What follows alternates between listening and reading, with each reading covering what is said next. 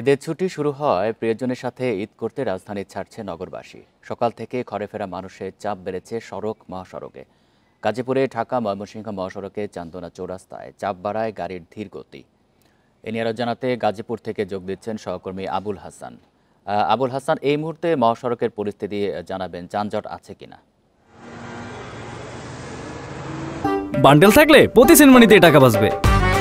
বিকাশ send money bundle কিনে জিতুন প্রতি লেনদেনে। দেখুন, ঈদের আনন্দ ভাগাভাগি করতে অলরেডি মানুষ কিন্তু রাজধানী সহ গাজীপুর ছাড়ছেন এবং সেই কারণে ঢাকা টাঙ্গাইল এবং ঢাকা ময়মনসিংহ মহাসড়কে যানবাহনের চাপ যেমন বেড়েছে তেমন কিন্তু মানুষের উপস্থিতি অনেকটাই বেড়ে গেছে। আপনি স্বাভাবিক সময় যেই মানুষের সংখ্যা বা যানবাহনের চাপ থাকে তার থেকে কয়েক গুণ গাড়ি কিন্তু বেড়েছে এবং মানুষের উপস্থিতিও বেড়েছে।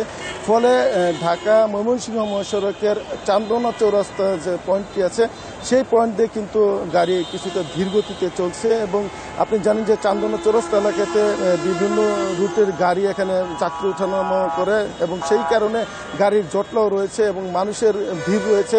তারা তাদের যে গন্তব্য যাওয়ার জন্য যে নির্ধারিত গাড়ি সেই গাড়ির জন্য অপেক্ষা করছেন।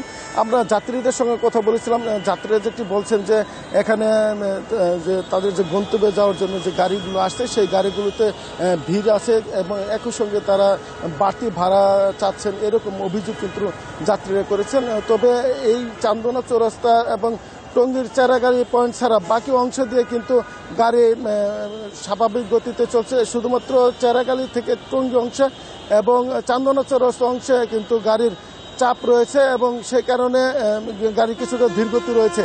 একই অবস্থা কিন্তু চন্দ্রা ত্রিমুর এলাকায় ঢাকা টাঙ্গাইল মহাসড়কের চন্দ্রা কেন্দ্রে গাড়ির জটলা রয়েছে এবং সেখানে গাড়ির ধীরগতি রয়েছে। আপনি জানেন যে অন্তত 22টি রুটের গাড়ি চন্দ্রা ত্রিমুর এলাকা দিয়ে চলাচল করে, সেই কারণে সেই পয়েন্টে কিন্তু মানুষের ভিড় রয়েছে।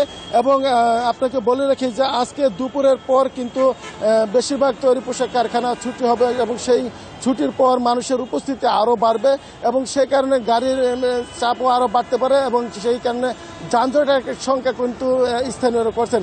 তবে ট্রাফিক পুলিশ এবং হাইওয়ে পুলিশ বলছে যে তাদের এই ব্যাপারে নিরাপত্তা পরিকল্পনা এবং যানজট নিরসনের আলাদা পরিকল্পনা রয়েছেন এবং বাড়তি পুলিশ সদস্য সহ আইনশৃঙ্খলা বাহিনীর সদস্যরা মোড়ে মোড়ে কাজ করছেন, স্বেচ্ছাসেবীরা কাজ করছেন এবং সড়ক পরিবহনের এখানে ভলান্টিয়ার আছে তারাও কাজ করে যাচ্ছেন এবং তারা আশা করছেন যে যানজট নিরসনের যে তাদের যে পরিকল্পনা সেই পরিকল্পনা মতো তারা কাজ করলে তারা যানজট নিরসন করে মানুষকে স্বস্তিদায়কভাবে তাদের গন্তব্যে পৌঁছতে পারবেন এবং এখানে আইন শৃঙ্খলা রক্ষা পাশাপাশি যাত্রীদের যানবাহন নিরাপত্তার জন্য কিন্তু পুলিশ সদস্যরা একযোগে কাজ করে যাচ্ছে।